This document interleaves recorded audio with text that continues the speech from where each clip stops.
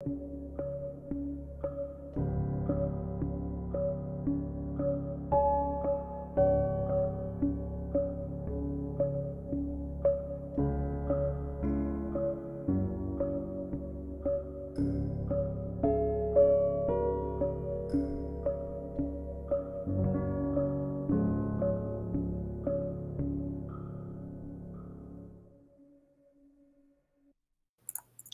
is up, everybody? Welcome into episode 49, the Bobby Mitchell episode of the Barking Brown Show. I'm your host, Jacob, at Roachism13 on Twitter. Joined, as always, by my wonderful co-host, Mr. Nick Carnes at Carnesies817 on Twitter. Nick, how are we tonight? Hi, Jacob. We're approaching that year mark, my friend. We are swiftly charging towards just right after the draft will be 1 year for the show. So we're firmly within reach, which is just absolute wild, man. We got a wonderful show for you guys tonight. I want to thank everybody. I say it each week. Best thing you can give someone is your time. Thanks once again for giving some of yours to us. I want to thank everybody who has checked out the articles over at Dog Pound Daily, as well as, the comments, the likes, the subscribes, the DMs. I love it. I love interacting with all of you guys. You guys are incredibly generous to Nick and I, and we appreciate every second. Yeah. You know what? We gave our latest shirt away to MC Lawrence's son is actually going to get it from Zabo Apparel, and we were really excited about that. Especially all the Patreon support that we've had thus far, it's like everyone's been with us basically the entire time now, which is crazy. You all are great. And so I'm really excited for where Jacob and I take this and how we continue to give back to all of you. It's been great. I have so much fun. I look forward to these situations. Work was a bit of what you would call hectic today. So having this opportunity to sit down and talk to you guys is great. We have a double mock for you guys tonight. We'll be running 2 mock simulators simultaneously. We got a special guest. He'll be doing one mock. Nick and I will be doing the other mock. We've got Pro Football Network, and our guest will be on the Draft Network. So we, without further ado, let's bring on producer Ed, and Ed will give us the rundown. What's going on tonight? I don't know about you, but I'm feeling 42. I had a birthday this past weekend. I want to thank everybody that wished me a happy birthday and interacted with me. I know Dog Pound After Dark. Shout out to you guys. And obviously you guys, Barking Browns and the Dog Chug. Love you guys as well. So thanks for all the birthday love. Like you said, Jacob, a very, very great show tonight. We're going to have Randy Gersey, our special guest, Arizona State alum. Now, I was talking to Randy before the show, and I did apologize to him for the 1997 Rose Bowl. They had Jake Plummer at the time, Arizona State, the Sun Devils. They're a really good team, but Joe Germain and the Buckeyes got it done, and I am an Ohio State graduate, so a little Ohio love right there. But he's a site expert for Dog Pound Daily and a contributor for NFL Spin Zone, so he's going to come into the Barking Browns tonight, hang with us, and do a double mock draft. We're going to have a fun time. Shoot those Twitter comments to me. I'll get them on, and let's have a great show, guys. All right, Ed. Thanks, buddy. We'll talk to you soon. Thanks, Ed. So without further ado, the man that is responsible for all the crappy stuff that I put out on the internet so you can be mad to him when he comes on, Mr. Randy Gersey. Randy, how you doing, buddy? I'm good, Jacob. Thanks for having me. I'm ready to go. I don't know if you guys are ready to go, but I'm just ready to go. There's really not any news. I mean, the Browns got a backup center today, and I will admit that changes my mock draft a little bit.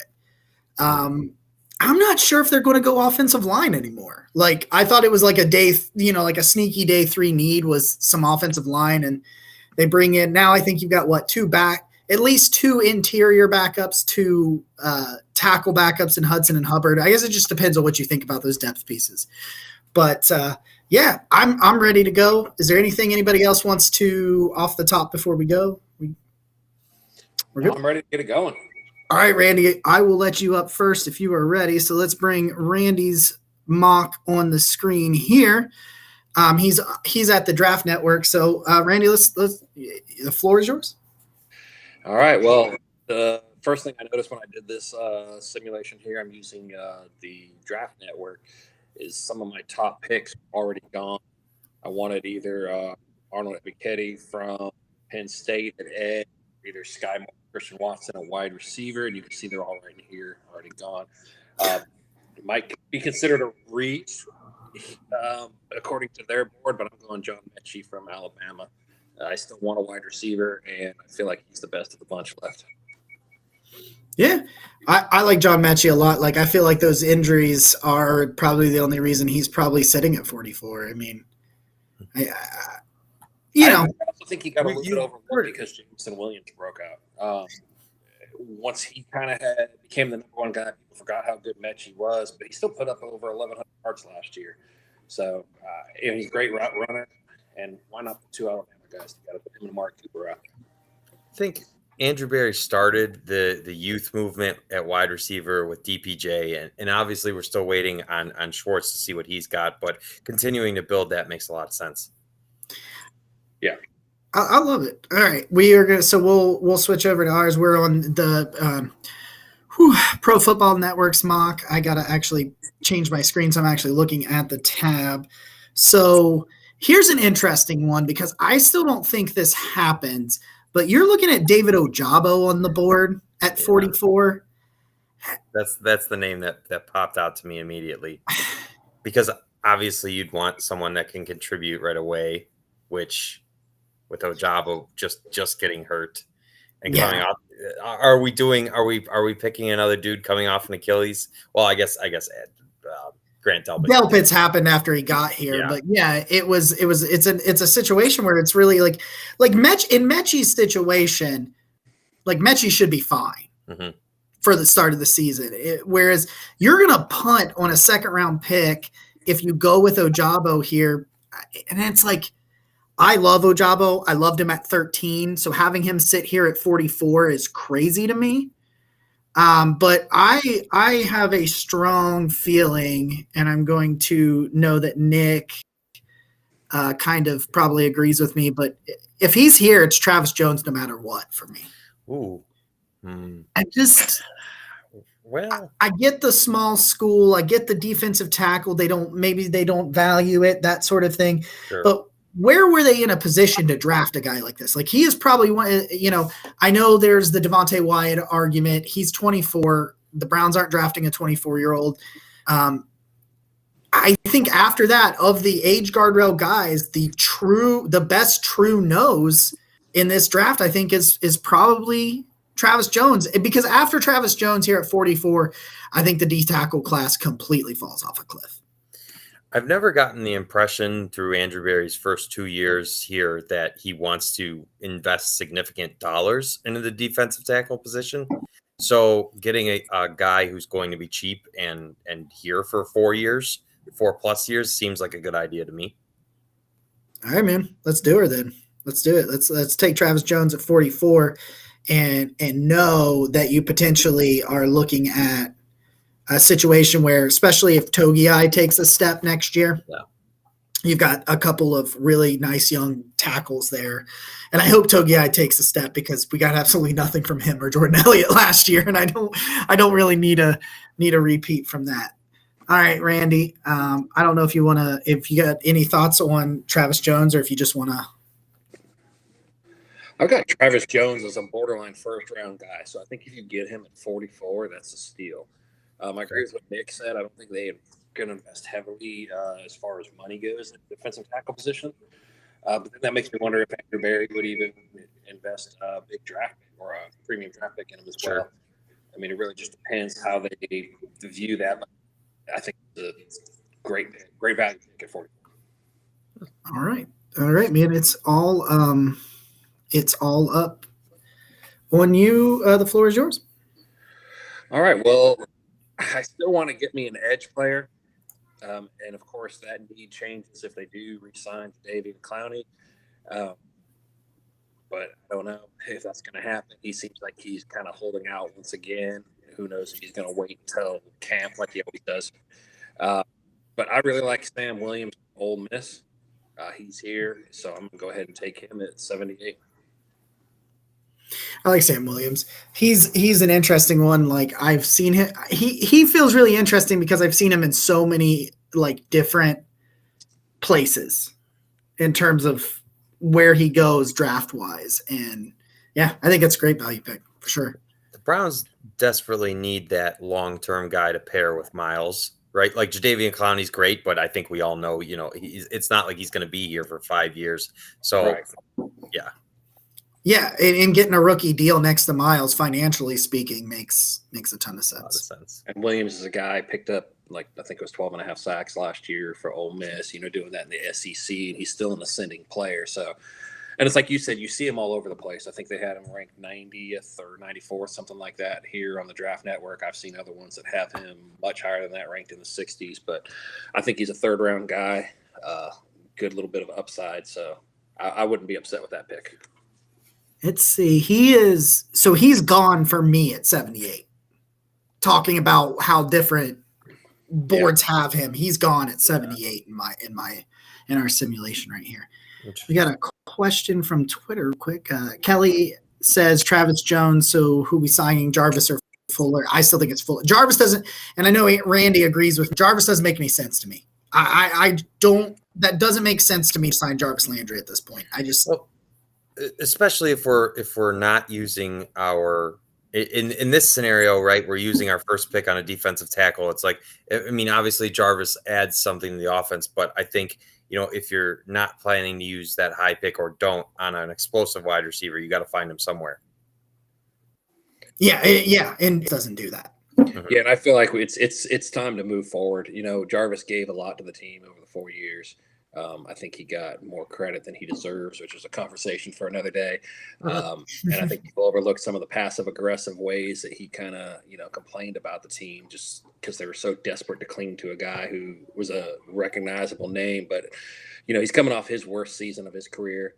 The injuries are starting to pile up. I know he didn't miss games for, 6 years or so, but they started to pile up. And last year they started to come and, he's getting close to 30 and, getting older is usually not what makes the injuries stop. So I think it's time to, look forward. It's like a sad time. You're like, oh, this sucks. Yeah. Yeah. And then the whole talk about Odell Beckham, don't even get me started on that.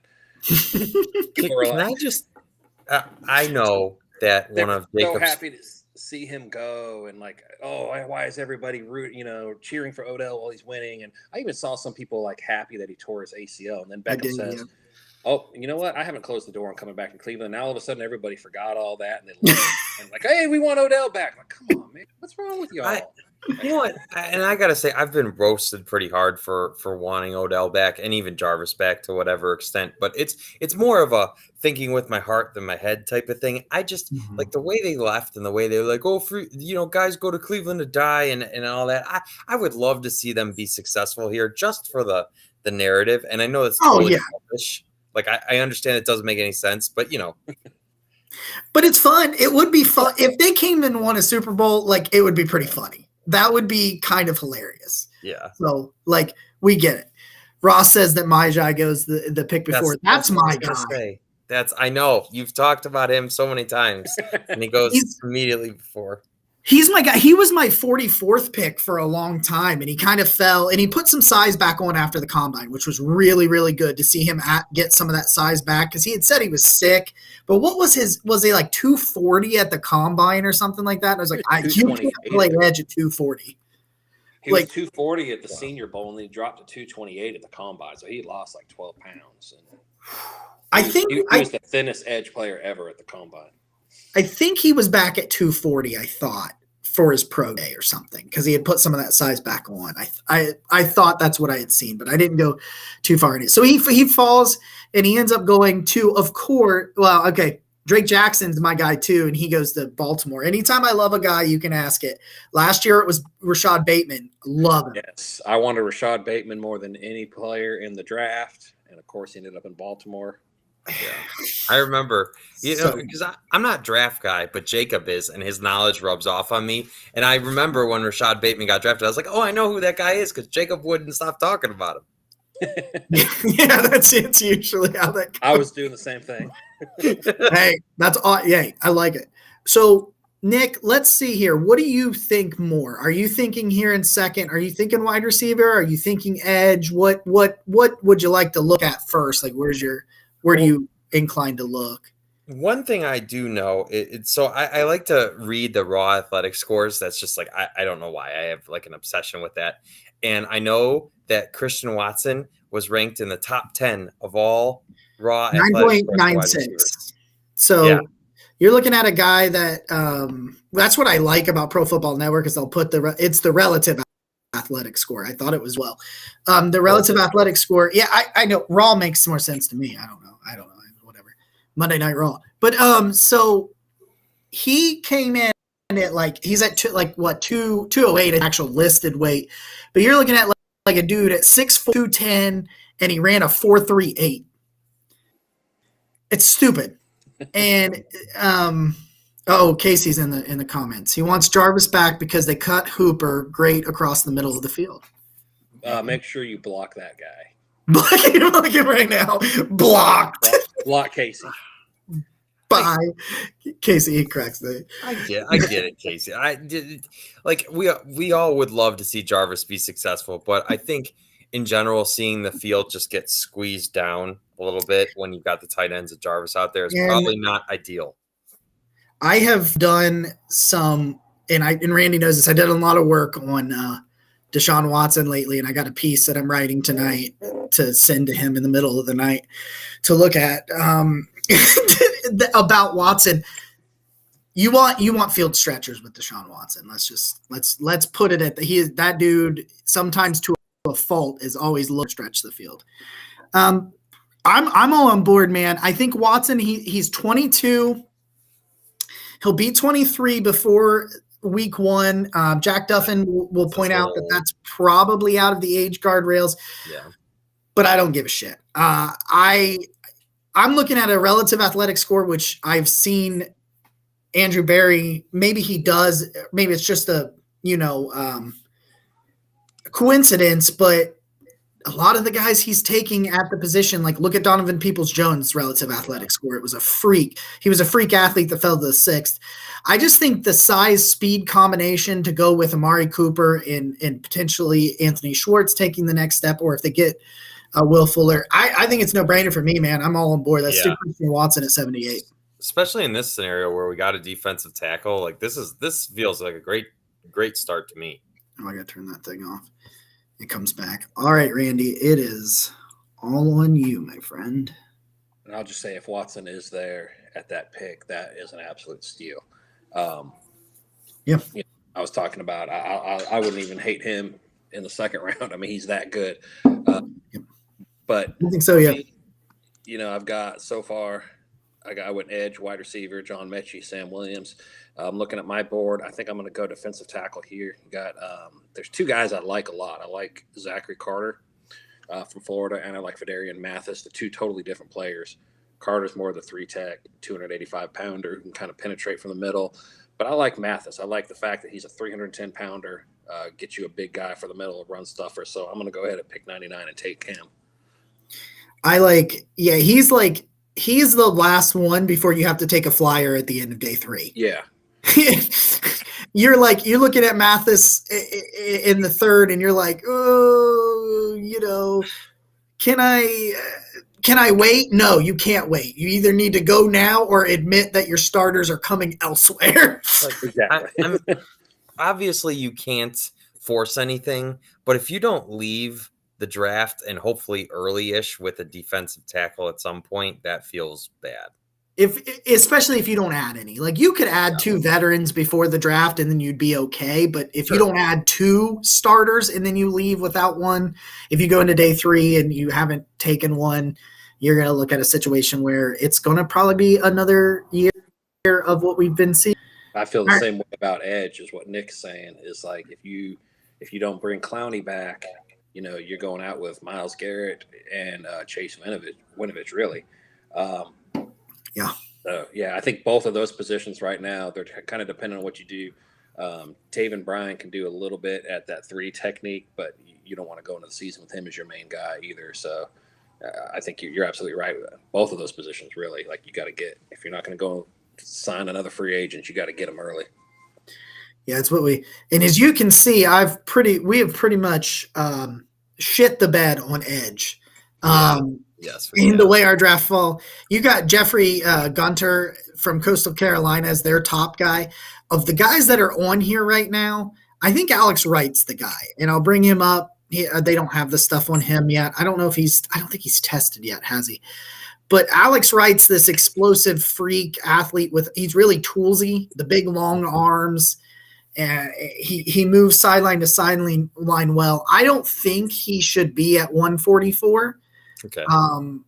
I took him in my mock last week. I took him at 99, I think. This is where I put him. So you're looking here at this being kind of bare thing here. So I ask you, Nick, we come back on the board at 118. Do you want to take one of these edge? Do you want to look around? Where are you? That's a good question. There was I can't. Someone intrigued me when you had everyone up, but I do. You know what? I wasn't thinking about Kirby Joseph is still here, and that's I remember him. I love Kirby Joseph. I love Kirby, and so when you brought him up, I remember his name was Kirby, and so like I don't know, I just remembered him. Well, because I was looking, and Jack has him. Jack's my favorite. Shout out to Jack Duffin, who is awesome. And he released an entire spreadsheet of all these prospects, and basically if they meet a bunch of different requirements that the Browns, go by. And I remember that Kirby was one that got a bunch of check marks. So Jack put in the work on that. Yes, he did. He put in some freaking work on that thing. It's impressive. And he's like tracked all of the free agents added, their age, their stats, all these things. Listen, Kirby Joseph's a center fielder who just tracks the ball real.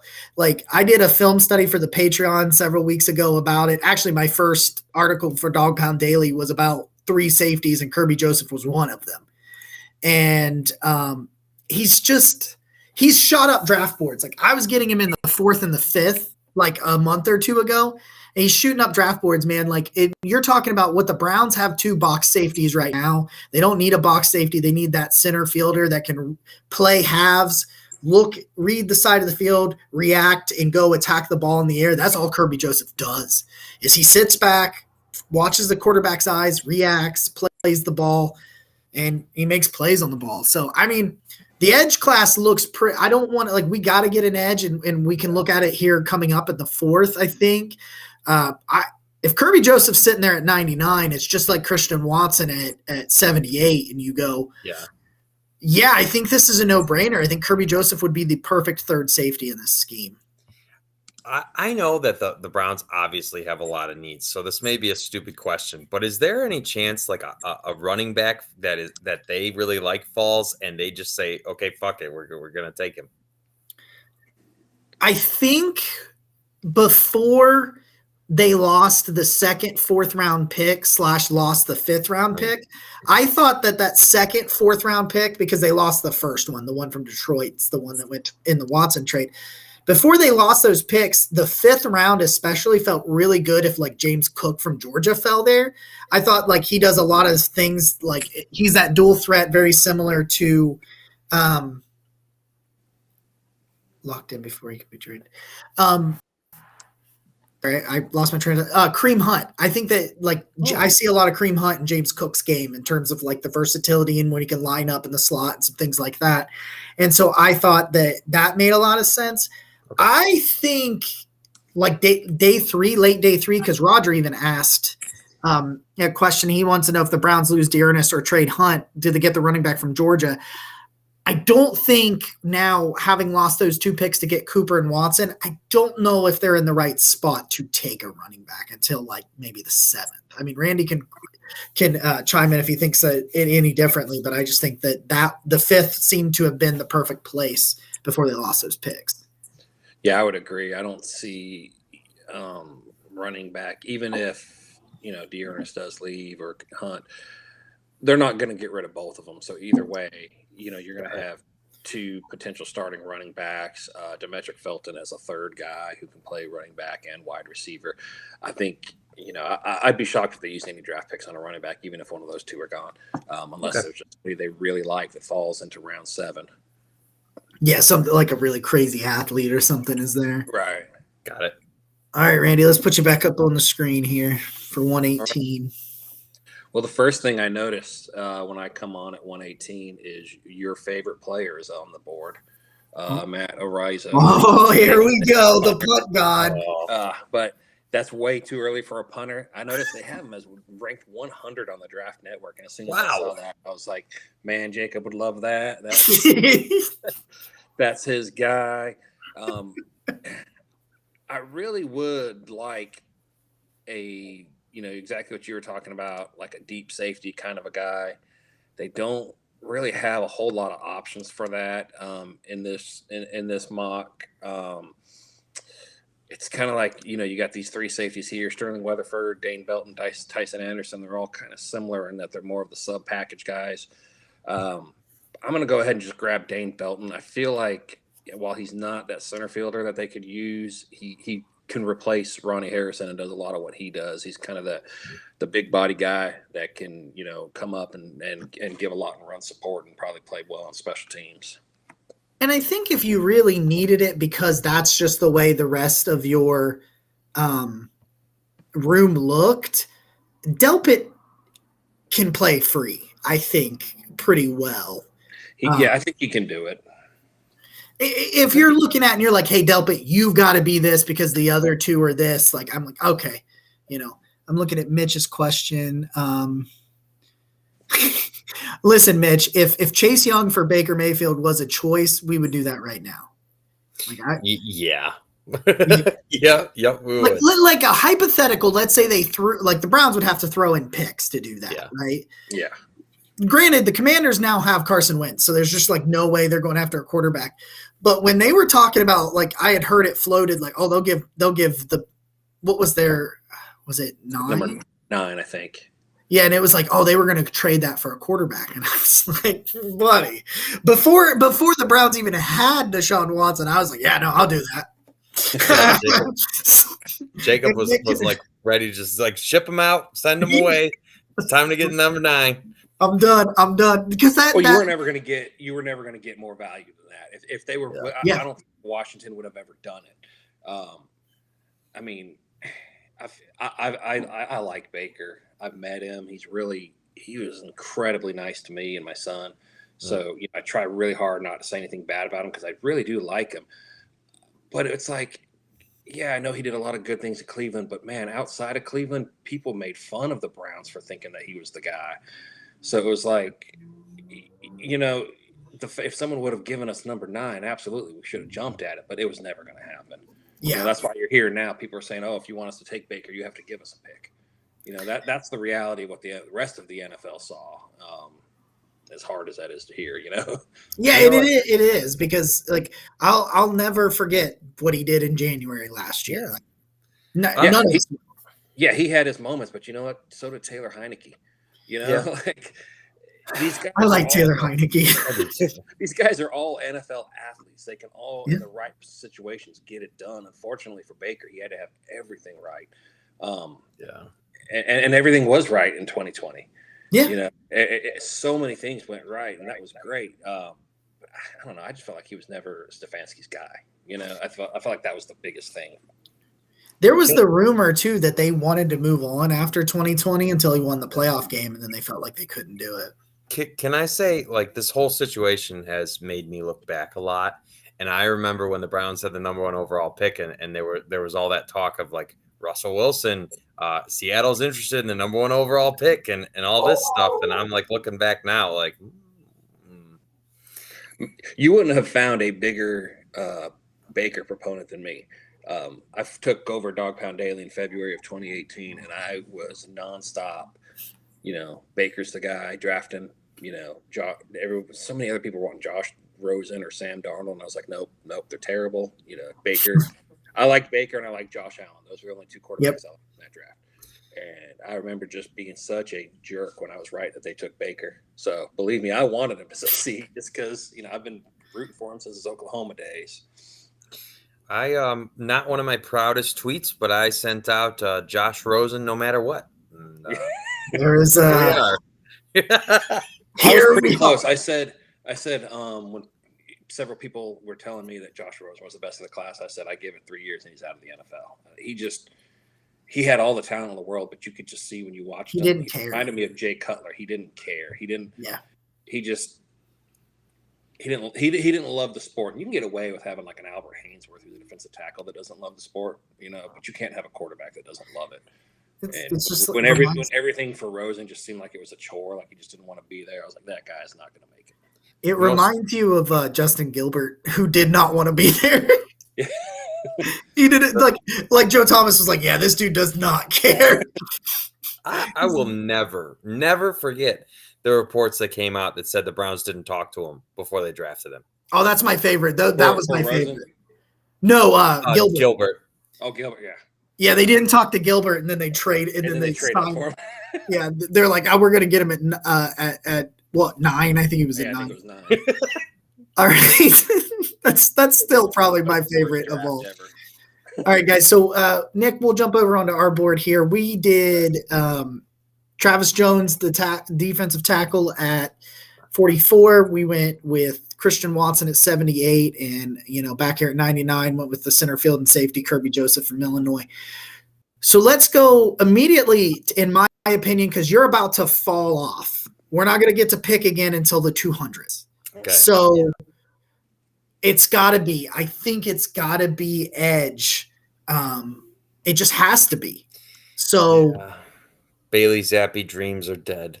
Yeah, the Bailey Zappi dreams. Listen, there was a proponent. I was a Bailey Zappi thumper, like as the backup until Brissett was signed. So okay, all right, I accept these terms. I think yeah.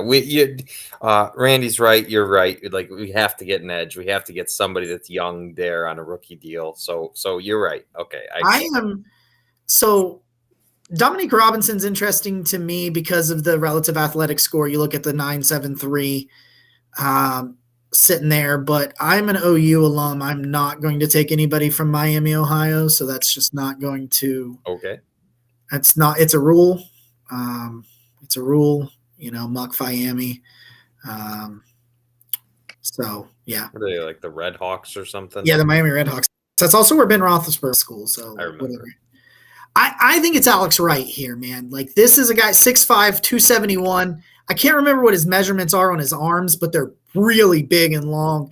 And he's raw, right? And if you're looking here at 118, you're fine with that. In this scenario, I think you have re-signed Jadeveon Clowney, and this is you're not even looking for Tack McKinley anymore because you have Tack McKinley and Chase Winovich. So you're looking for a guy that you can mold like 6'5", 271, and he is explosive off the line of scrimmage. And he's got those big, long arms. He gets them up. They're in the way.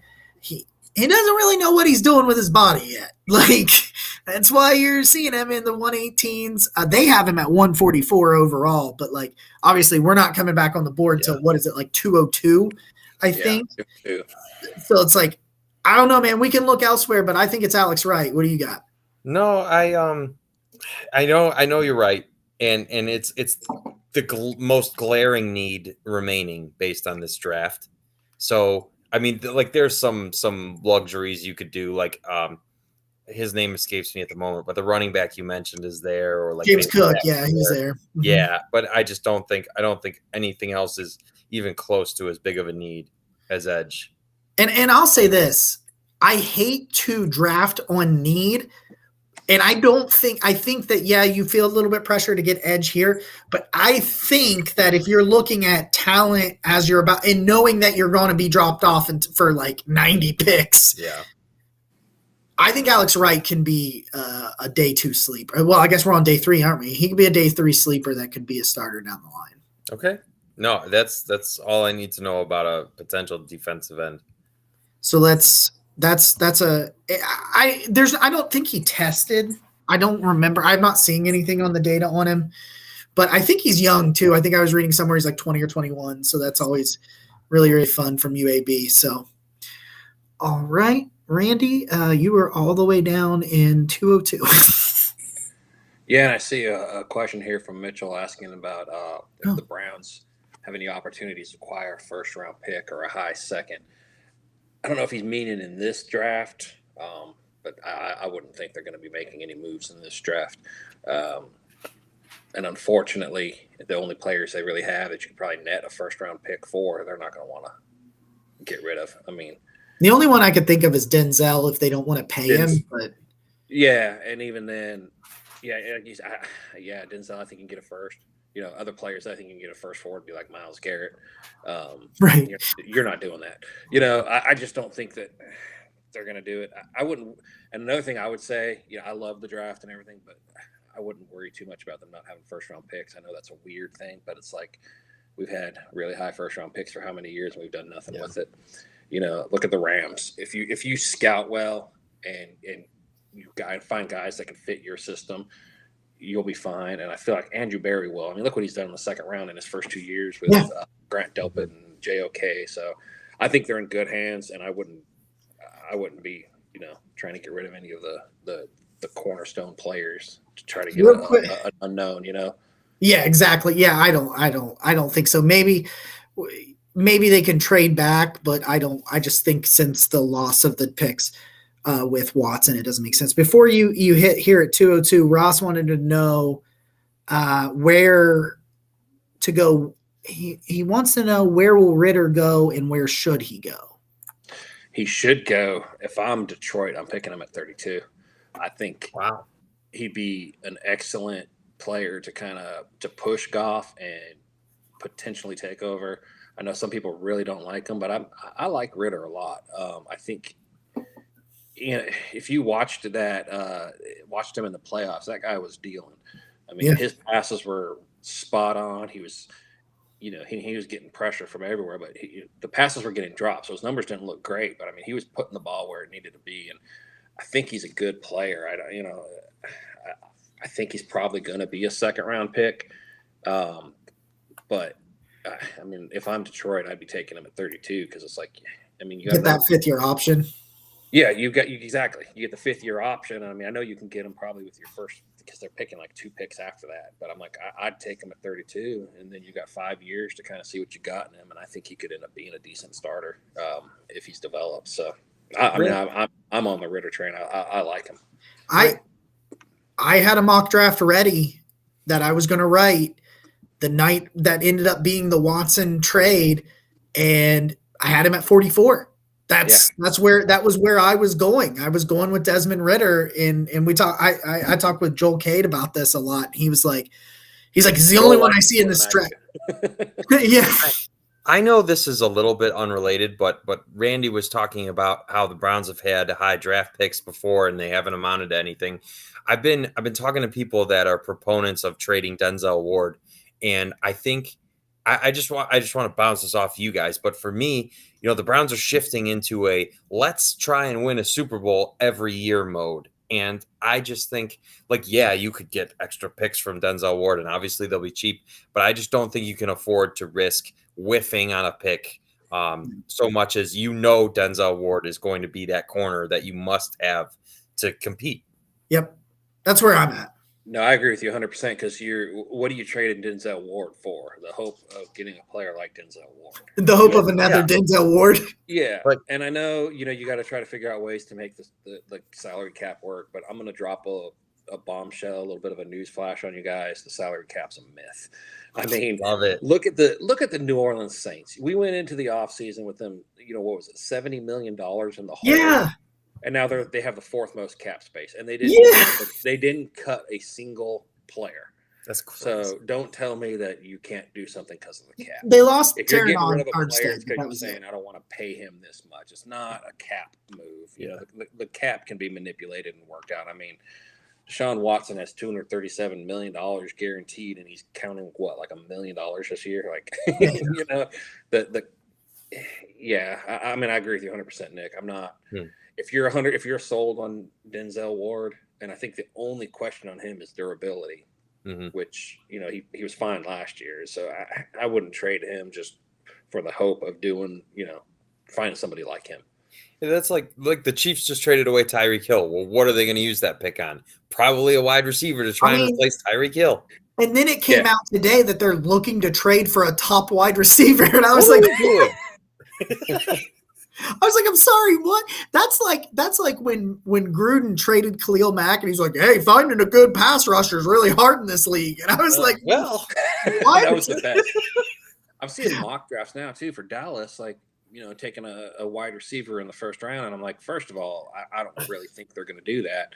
But it's like you don't trade Amari Cooper. Just they're trading Amari Cooper now. They're in need of a wide receiver. But it's funny because like you get these players, they do well for you, then you trade them to get draft picks in the hopes of getting it. And then in the meanwhile, you got the Rams over there trading all their draft picks for players that other teams have been developing, and they're contending for Super Bowls every year. So I think eventually the rest of the league will catch on that it's not just all about trying to get a bunch of draft picks and hoping that they hit. I saw 25% of the NFL doesn't have a first round pick right now. Is that an accurate stat? Probably. I mean, you got Philly's got 3 picks. Yep. The Jets, the Giants, and Houston have 2. Houston. I think Houston only has the 1. Houston's only got the 1 now. They didn't have one before. Kansas City's got 2. So yeah, that's probably accurate. Houston's got 3, don't they? No, Philly has 3 first rounders. No, I mean, Houston has pick 3 overall. You're right. Yeah, you're right. Yeah, they do. I slid back in there. They didn't have one the last 2 years. That's what I'm okay. So you're right. For I forgot about that pick. It's top 3 pick that I forgot about. Well, nothing important. I used to be like pile up the picks guy. I was like I was a Sashi the Stan, professing the good word of Sashi Brown getting a 4th round pick for a punter. Yeah, there is time for that. And I agreed with what Sashi was doing because he was basically, I know I just said the cap isn't real, but what he was doing was basically making it to where they had all the money in the world. They weren't spending anything. Yeah. And so they can go out and offer these big contracts and at the same time have tons of picks. And I think that's fine. The problem was they let John Dorsey do the picks. And that guy's a lunatic. He went in there with all these picks, and while he did good, I was high on the Baker pick. I love the Denzel Ward pick, but then it's like he had 3 picks in the second round. And he walked out of there with Nick Chubb. Yeah, it was like, what are you doing, man? And he gave up on Corbin, who ended up being good. Yeah, he get Austin Corbett and Chad Thomas is what he ended up with out of him, really. And it's like, then he started making those crazy trades, and he drove me nuts because it was like if you weren't a starter anymore, he thought you couldn't play. So trading Emmanuel Ogbah for a backup safety, I was like, what are you doing? You get one injury on the defensive line, now you're done. But I'm still mad about Emmanuel Ogbah. He is. Oh, I went nuts. I was so upset about that. All right, man. Let's hit 2. Yeah, sorry, I took us on a tangent. It's all right. That's all right. Well, at pick 202 here, this is one of my favorite players in the draft, one of my late round kind of steals. If you ever read any of my mock drafts, I think I've taken him almost every time, and it's Matt Hankins from Iowa. 6'1". He's a little thin at 175 pounds, but I feel like he's a long-term starter for Iowa, and he's got the length that teams love at corner. And I feel like with the right coaching, he could end up being somebody that develops into a starter down the road. Worst case scenario, you can be like an AJ Green that gives them a solid depth player that's able to fill in at the pinch. Yeah, that's a hit at this point in the draft. That's a great hit if he's AJ Green. Yeah, I mean, I think you can never have enough offensive linemen. You can never have enough corners. So I agree. Give me all of them. All right. I looked, by the way, and you can see as I scroll all the way back to the beginning of the 5th round, there he is right there. He is off the board at 146, so no punt god for me. So that's depressing.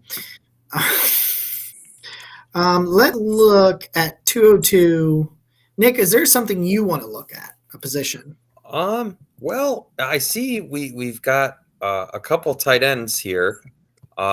And we've also got a couple linebackers. And I think either one of those, like if a guy falls that you think can help you, both make a lot of sense. Well, let me look at linebacker because I already know who I want if we go tight end and all. Okay.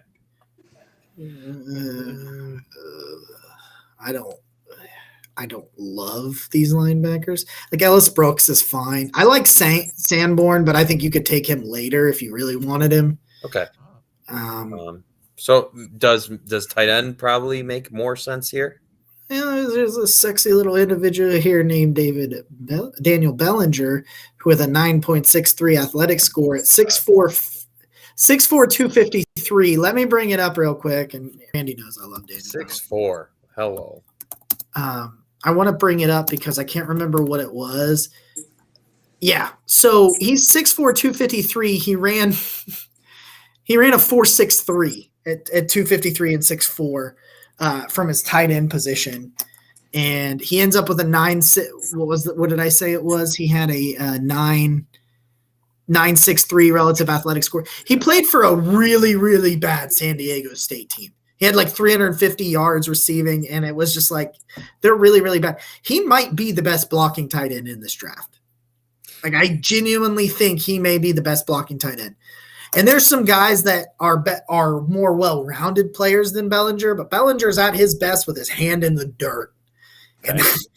And in terms of the third tight end on a Kevin Stefanski team, a dude that like he is big, he's strong, like he drives dudes to the next level at the tight end position. And you know what? We were in a Spaces this afternoon, and a friend of ours, Marcus, was talking about the possibility that the Browns don't keep a fullback, and perhaps the tight end 3 is going to be also your spot fullback. And so if Bellinger could play H-back, yeah. So that versatility, I think that fits the footprint, the blueprint. He's really athletic. He moves at 253 just better than he should move at 253. Okay, I'm sold. I love it. I love it. I love Daniel Bellinger. He was in my 3 tight end piece that I just released not too long ago, and I absolutely Daniel Bellinger. Like if you're hanging around and you haven't taken one of these other tight ends like in the 3rd or 4th, because they might. I don't know if they will, but they might. If you haven't taken one of those guys, man, and Bellinger's sitting there, you got to take Bellinger. All right, Randy, let's go ahead, and you've got the 2 7s here. So I'll have you go ahead and hit both of them. Well, I left this right here because you were talking, and you can see who I have pulled up. Yes. So at pick 219, it's going to sound like a broken record, but I'm going with Daniel Bellinger as well. Hey. I had him, the one pick after you, but you already said exactly what it was about him. I like if you look up like the scouting report on almost any of these other names that are still available, or even a lot of them before this pick, they talk about him being like a spread tight end, somebody that can go out in the slot. But the first thing you read, like ideal role here, according to Dre Harris on the Draft Network, why inline tight end. And that's the first thing I thought is, this is a guy that can play inline. And if you're going to have a third tight end in Stefanski's offense, that's what you want, is a guy that can block. You've already got 2 that can go out and catch the ball, that can stretch the field. I think Harrison Bryant I think that their tight end room is going to be, or their tight end production is going to be even better this year. I think Bryant can, get down the field better than Austin Hooper can, and we already know David Njoku can. But yeah, Bellinger, to me, it's for all the reasons you said, he's the guy that can go in there and just bully people on the third downs, or as the third tight end. So he's my pick with the first 7th round selection. He's so fun. I think I like tight end play more than normal people do. Like it's so fun to me that these are the guys that they're basically like have to be able to play like a wide receiver and an offensive tackle, and it's just always so entertaining to watch them. Yeah. And in that spot, that's where you can let that dude develop. You know what I'm saying? Right. Like he has time, and hopefully you have a little bit better injury luck this time, and you don't have to go as deep in the depth chart, which tight ends were relatively healthy last year. But you know what I'm saying, right? It's like these developmental pieces make so much sense in this spot. Yeah, and that's why I think Harrison Bryant can be so good, because they didn't rush him. Tight end, there's 2 positions that sometimes really take a while to make it in the NFL, and that's like tight end and defensive end. And I think it's just because they do so many different things. And then you go from playing against kids to playing against NFL athletes every single day. And like I said, with tight ends especially, they basically are extra offensive linemen when they need to be, and extra wide receivers when they need to be. And it's rare that you get a Kyle Pitts that can come out there and just be excellent as a rookie. Sometimes they take a little while. And So I think I think you're absolutely right. I love the developmental picks at that position. I know he went earlier than this, but Harrison Bryant is another example of that, right? Is that he's certainly shown promise, but he wasn't picked to play right away. And now, right. That flexibility that drafting Harrison Bryant granted you is, what allows you to cut bait with Hooper, make cap room, and improve your team elsewhere. Yeah, and you still got two guys that you're 100% comfortable going into the game with, is if you want to start two tight ends. Yeah. Yep. All right, Randy, if you want to make your last pick, and we'll make our last two. Oh, man. All right. I know, pressure. I know, no pressure. I'm thinking that, you talked earlier about you don't want to go, you let need drive your thing, but I feel like you've got to get an offensive tackle. Okay. I like Chris Hubbard. I think he's fantastic, but the injuries have been an issue. You got an injury issue with Jack Conklin, hoping that he's going to be okay. James Hudson could be better. I liked him a lot in the draft last year. I thought he was a great pick, but he didn't do anything in his rookie year that really wowed me, so that has me a little nervous with him. So with my final pick, I'm going to take a flyer here on Tyler Brable, son of Mike Brable, the Titans head coach. Wow. Somebody that you can try to develop into a, if anything, a swing tackle, just in case, you don't get what you want from James Hudson if you don't see the production or the leap in his second season. All right. I like it. Vrabel, there's no reason not to put a Vrabel on there. So, I just want to say in relation to this, I saw a projection for the final roster that had Drew Forbes predicted to make it and come along, and I haven't thought about him in a long time. And I think time's up on Drew Forbes. I think he'll be a camp body, and that's what he'll be. Got it. It feels like that. Now listen, Nick, you were talking about linebackers. Jack Sanborn is still here. He's still sitting. He's sitting right here.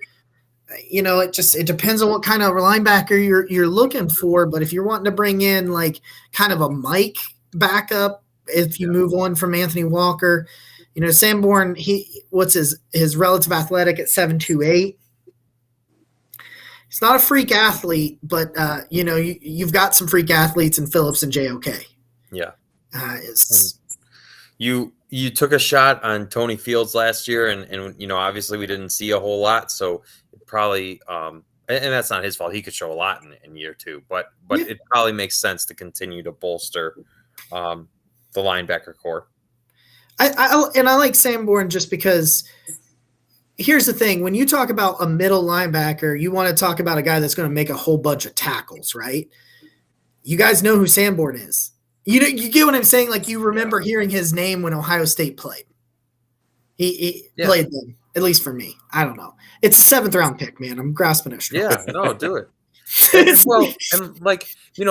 Do we really know, is Sione Takitaki going to be a piece that they hold on to? I don't know. Okay, I want to do this because I'm not saying this is what the Browns are going to do, but I'm going to try to see if I can convince you to draft a quarterback in the 7th round. Whoa. Yeah. All right. I like this guy a lot. For not a whole bunch of reason, but let's introduce you to EJ Perry from Brown. EJ Perry, what a name! All right, I like it so far. He went to Brown, and that's my reasoning. He went to Brown. I'm just bring him from Brown to the Browns. There you go. That's right. If well, it's Ivy League to Ivy League. That was my joke. I'm trying to bring up. He's 24. Oh, God, I forgot he was old. Never mind. Yeah, I forgot how old he was. We're entering Brandon Whedon territory, kind of. I forgot how old he was. I just wanted to, make a push for EJ Perry because I liked him at the Shrine Bowl. It was a lot of fun. But, I forgot he was 24. So, In that case, ooh. Do we? What do you think, Nick? Do you want to look at some offensive linemen? Do you want to look at a corner? Yeah, I don't hate. Have we drafted a corner yet? We have not. We have a safety. Ooh, we haven't drafted a corner. Okay. We got corners. Ooh, I know. You I still know have that both 7th round picks. Chris Steele fits a lot of the. This is the second 7th round pick. Okay. Chris Steele. How many check marks do you? The have? only issue I have with the Draft Network is they don't have Cameron Dicker on here, so I couldn't go Dicker the kicker. Yeah. For what it's Someone worth, really want. For what it's worth, Chris Steele is the rare 4 check marks from our friend Mr. Jack Duffin. And I don't know a whole lot about him because obviously we're sitting here in the 7th round, but it seems promising. Hey, if he's checking all of Jack's bullets, boom, Chris Steele right there. Chris Steele. There we are. So I'll real quick wrap ours up. We went Travis Jones at 44, Christian Watson at 78, Kirby Joseph at 99, the safety from Illinois, Alex Wright, the edge rusher from UAB at 118, Daniel Bellinger, the tight end from San Diego State at 202, Jack Sanborn, the linebacker from Wisconsin at 223, and Chris Steele, the corner from USC at 246. And that is – so now we're going to bring on the ultimate judge. Producer Ed's going to come on here, and he's going to tell us why we're all stupid. Ed? No, nobody's stupid. This draft is just like anything. You roll the dice. I think we have good people in Berea with Andrew Berry and Kevin Stefanski and his crew, even Paul DePodesta. I think they're going to make – and I think that's what Randy was saying. We whiffed on picks in the past, but not with this regime.